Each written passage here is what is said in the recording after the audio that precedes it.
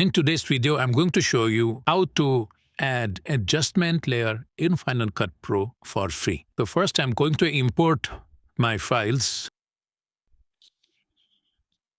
After I import my files, as you can see that all my files are not color graded. So in order to color grade all the files together, first I have to add the adjustment layer. For that, you have to go to Edit, and under Edit, scroll down and you can find Add Adjustment Clip. So in all the recent Final Cut Pro updates, you can find this option here. Just click here, and then you can find the full adjustment clip, which is in a different color, so that it's easier for you to recognize this.